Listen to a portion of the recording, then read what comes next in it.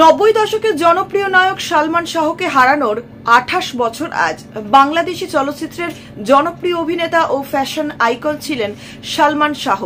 আজ এই স্বপ্নের নায়ককে হারানোর 28 বছর। মাত্র 25 বছর বয়সেই 1996 সালের আজকের এই দিনে অসংখ্য ভক্তকে কাঁদিয়ে না ফেরার দেশে পাড়ি জমান সালমান শাহ।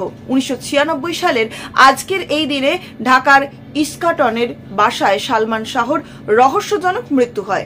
পুলিশের একাধিক তদন্তর শেষে বলা হয় তিনি আত্মহত্যা করেছিলেন, তবে তার পরিবার ও ভক্তরা এই তদন্ত কখনোই গ্রহণ করেননি, বরং তাদের দাবি সালমানকে পরিকল্পিতভাবে খুন করা হয়েছে।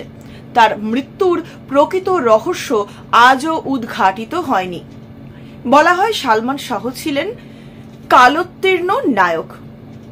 কোন কালের মধ্যে তিনি সীমাবদ্ধ ছিলেন না। তার ফ্যাশন, সচেতনতা, স্টাইলিং, চলাফেরা সবসময়ের জন্য প্রযোজ্য।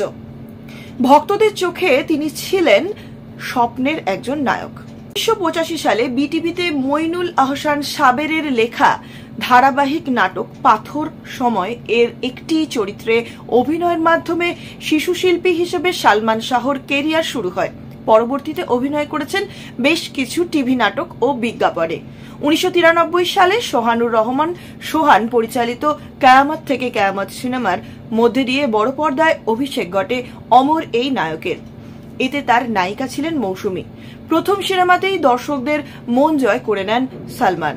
এরপর আর পিছু ফিরে তাকাতে হয়নি তাকে।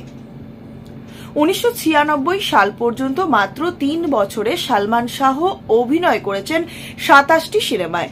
এর মধ্যে বেশিরভাগ সিনেমাই ছিল সুপারহিট। তালিকায় রয়েছে তুমি আমার, অন্তরে অন্তরে, সুজন পাখি, বিক্ষোভ, স্বপ্নের ঠিকানা, বিচার হবে, এই ঘর এই সংসার, তোমাকে চাই, স্বপ্নের পৃথিবী, জীবন সংসার, আনন্দ অশ্রুর মতন সিনেমাগুলি। ক্ষণজন্মা এই নায়কের জন্ম 1971 সালের 19 সেপ্টেম্বর সিলেট জেলার জকিগঞ্জ উপজেলায়।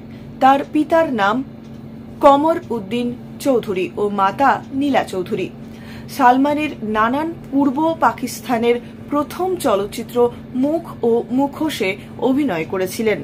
সালমানের পারিবারিক নাম ছিল শাহরিয়ার চৌধুরী ইমন।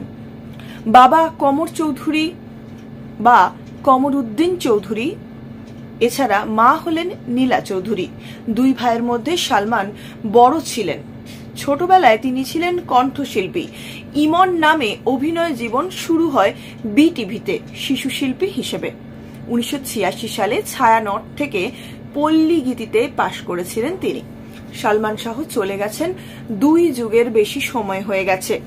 সেই সময় থেকেই তাকে অনুসরণ করার চেষ্টা করছিল অনেকের মধ্যেই, যা এখনো চলমান। এই নায়ককে নিয়ে 2018 সালে মুক্তি পাওয়া সিনেমা পোড়া মন 2-তে বর্তমান প্রজন্মের নায়ক শিয়াম আহমেদ একটি গান উপহার দিয়েছিলেন দর্শকদের। গানের শিরোনাম ছিল নাম্বার 1 হিরো।